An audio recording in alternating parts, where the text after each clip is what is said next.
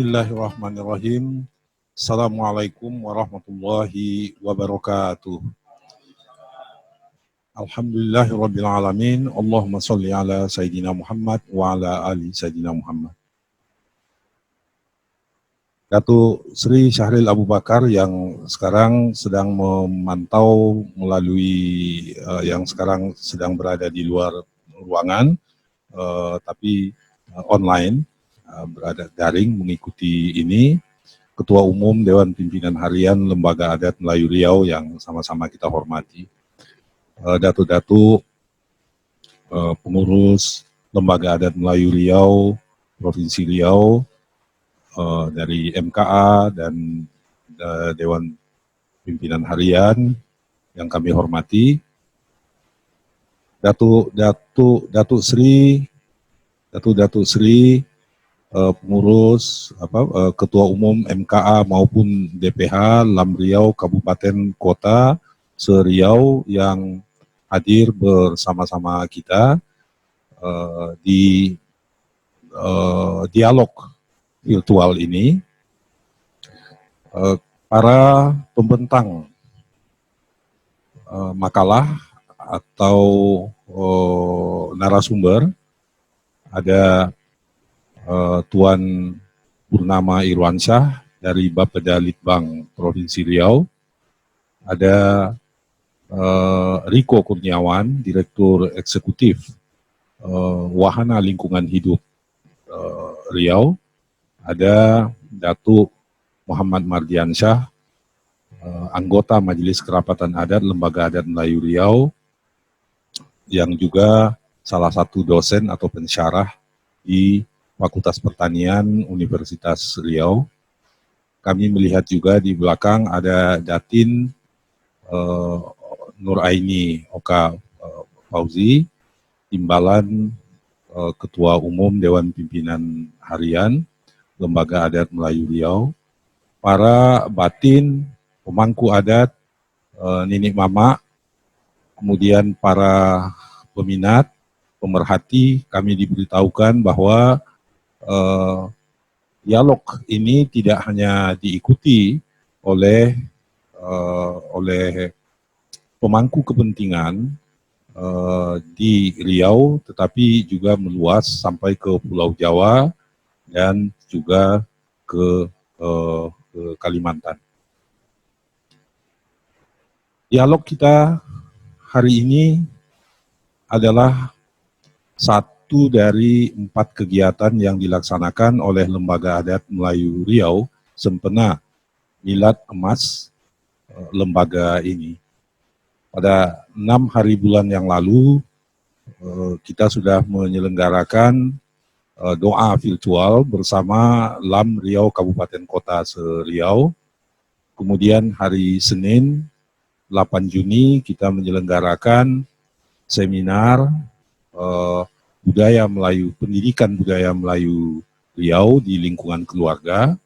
Kemudian semalam kita sudah mencanangkan apa yang disebut sebagai gerakan jaga kampung bersama Lam Riau Kabupaten Kota dan juga masyarakat hukum adat yang ada di Riau.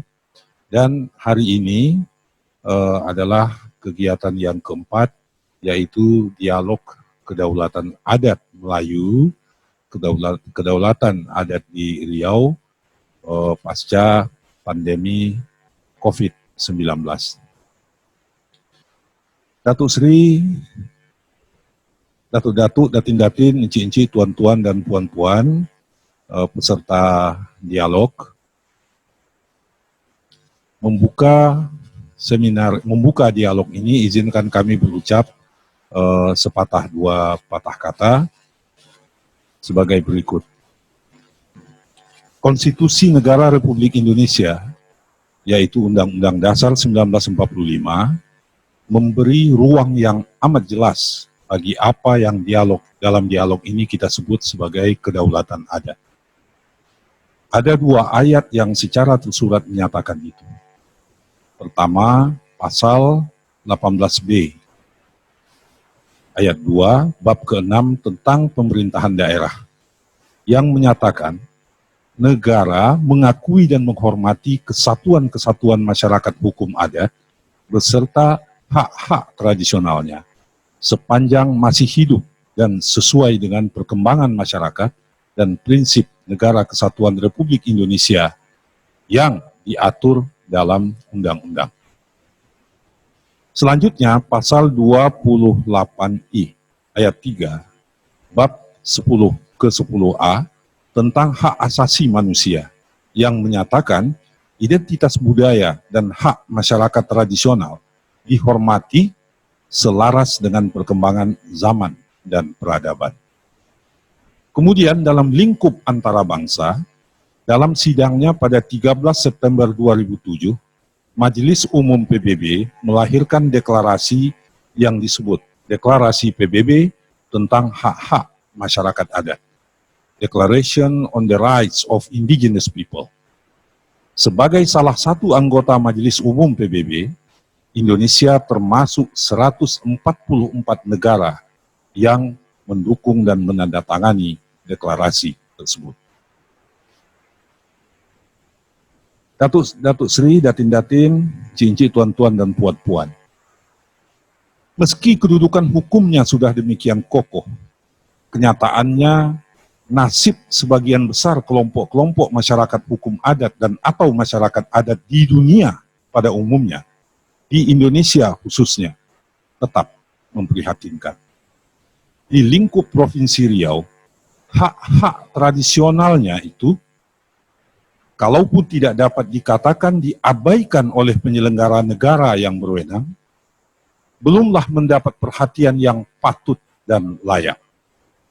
Berbagai peraturan perundang-undangan dan kebijakan yang menjadi turunan dari amanat konstitusi Undang-Undang Dasar 1945 memang sudah ada. Namun dalam konteks Riau, peraturan dan kebijakan tersebut, terutama yang berkaitan dengan hak tradisional atas hutan tanah, seperti tetap dibiarkan dalam ketidakpastian. Katakanlah misalnya, pada peringkat praktis, Permendagri nomor 52 2014 tentang pedoman pengakuan dan perlindungan masyarakat hukum adat yang menentukan bagaimana cara pemerintah kabupaten, kota, dan provinsi memproses pengakuan dan perlindungan tersebut. Sampai hari ini, kewenangan Pemkab, Pemko, Pemprov belum pernah digunakan.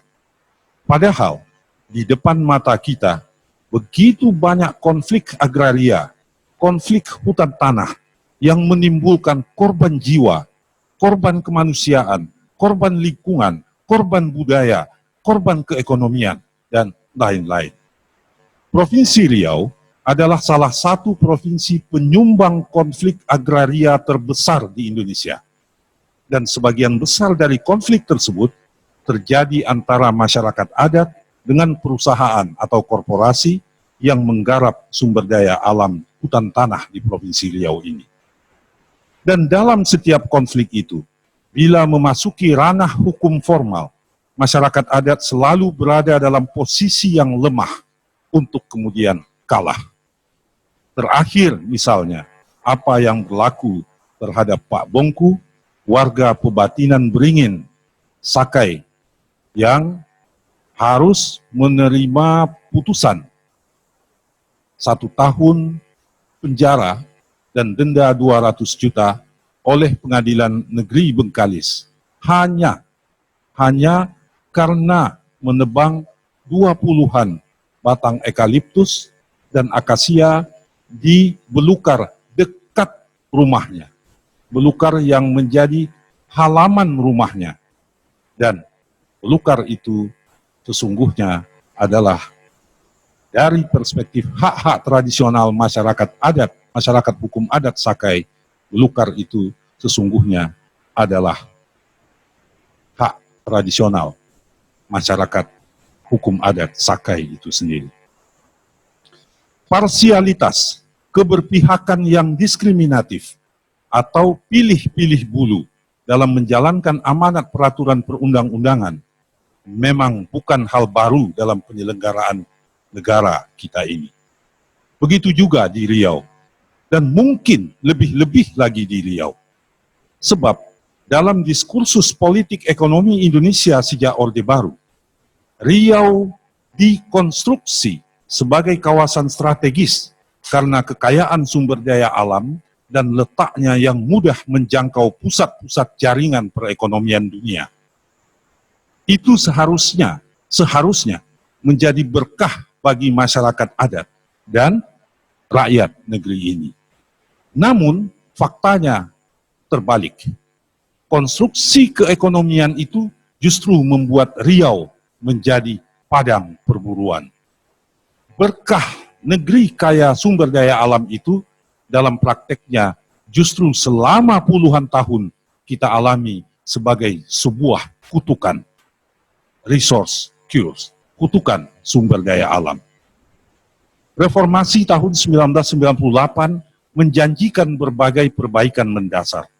Namun dalam konteks hak-hak tradisional masyarakat adat atas hutan tanah, tetap saja belum ada yang berubah secara signifikan sampai hari ini. Hutan tanah adalah istilah Melayu untuk ruang kehidupannya.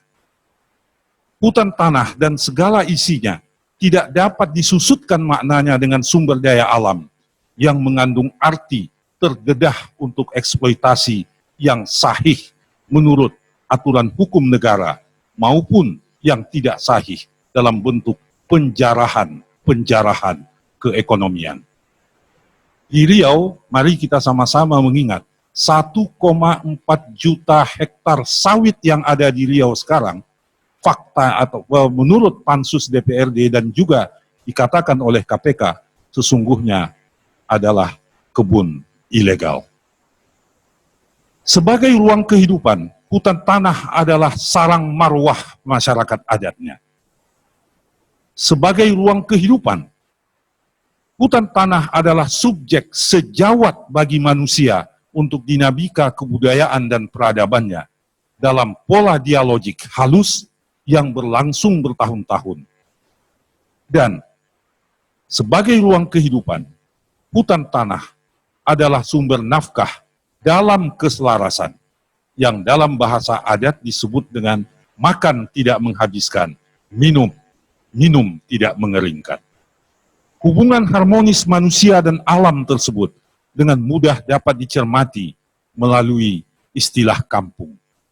Kampung dalam ingatan bersama masyarakat adat adalah bentang ruang atau lanskap yang terdiri dari pemukiman, dusun, kawasan cadangan, kawasan sumber nafkah, kepungan sialang, dan rimba larangan. Kemana itu semua sekarang? Kampung sudah disusutkan sedemikian rupa semata-mata hanya menjadi pemukiman. Maka penyusutan maknanya menjadi sumber daya alam semata, diikuti dengan eksploitasi yang dipraktikkan selama ini, hanya akan mengantarkan kita ke ancaman bencana berkepanjangan dan silih berganti.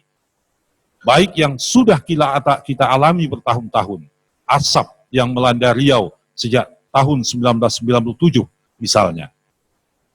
Oleh karena itu, ketika Gubernur Riau, Datuk Seri Setia Amanah Masyarakat Adat Melayu Riau, menggagas dan mencanangkan Riau Hijau, maka kita, masyarakat adat, seperti beroleh kesempatan untuk memperbaharui harapan kita, merehabilitasi harapan kita, memperbaiki ruang kehidupan kita yang porak-poranda. Sebagai dermaga, Riau Hijau itu menjadi dermaga untuk memulihkan hubungan harmonis tiga arah yang membentuk kesejatian hidup kita di alam Melayu ini. Yaitu hubungan harmonis dengan Yang Maha Mencipta, hubungan harmonis dengan sesama manusia, hubungan harmonis dengan alam dan sekalian flora dan fauna yang berada di dalamnya. Pertanyaan retoriknya adalah, apakah penyelenggara negara kita di Riau suala, mau, berkenan keluar dari zona nyamannya? Hijrah dari sikap-sikap parsial ke imparsial atau adil dalam mengurus negeri ini, memandang persoalan hak-hak tradisional masyarakat adat ini sama pentingnya dengan urusan-urusan pundi-pundi perbendaharaan negeri, dan seterusnya, yang keseluruhannya dapat disimpul-simpai ke dalam persoalan integritas penyelenggara negara di Riau itu sendiri. Dialog pada hari ini akan menampilkan, kami sengaja mengundang 3 pembentang. Yang pertama Tuan Purnama Irwansyah. Sekarang beliau menjabat sebagai Sekretaris Bapeda Litbang Provinsi Riau. Mari kita sama-sama menggali pengalaman beliau ketika mempersiapkan rencana tata ruang wilayah provinsi, dan di dalamnya mari kita saksikan bagaimana wilayah adat itu pun sebenarnya sudah diberi ruang dalam RT RW tersebut. Kemudian yang kedua yaitu Tuan Riko Kurniawan, Direktur Eksekutif Walhi Riau, yang insya Allah akan membentangkan kepada kita catatan-catatan walhi dan kelompok masyarakat sipil di Riau tentang persoalan-persoalan nyata yang dihadapi dan dialami oleh masyarakat adat, masyarakat hukum adat kita dalam rentang waktu sekurang-kurangnya 20 tahun terakhir. Dan bagaimana dinamika penyelesaian atas keadaan-keadaan buruk yang dialami oleh masyarakat adat di Riau itu. Yang ketiga, mari kita nanti mendengarkan dan menyimak pandangan dari Datuk Muhammad Mardiansyah selaku akademisi dan sekaligus juga salah seorang anggota Majelis Kerapatan Adat berkenaan dengan instrumen-instrumen hukum, peraturan perundang-undangan yang sebahagian memang menguntungkan masyarakat adat, tetapi lebih banyak lagi sesungguhnya dalam prakteknya merugikan masyarakat adat itu, mencederai kedaulatan masyarakat adat itu, seolah-olah apa yang sekarang berlangsung seperti semacam indigenous cleansing, semacam penghapusan, pemusnahan dari kedaulatan adat itu sendiri. Ada apa di balik ini semua? Kita akan dengarkan nanti pernyataan-pernyataan dan juga pengalaman dari peserta sekalian tentang topik ini. Akhirnya dengan mengucapkan Bismillahirrahmanirrahim, dialog kedaulatan adat Melayu di Riau, sempena Milad Emas Lembaga Adat Melayu Riau hari ini secara resmi dibuka. Semoga Allah Subhanahu wa Ta'ala meridhoi, dan semoga keadaan buruk yang dialami oleh masyarakat adat dan masyarakat hukum adat kita sedikit banyaknya bisa diperbaiki dan disumbangkan oleh seminar ini. Billahi taufik wal hidayah. Wassalamualaikum warahmatullahi wabarakatuh. Waalaikumsalam warahmatullahi wabarakatuh.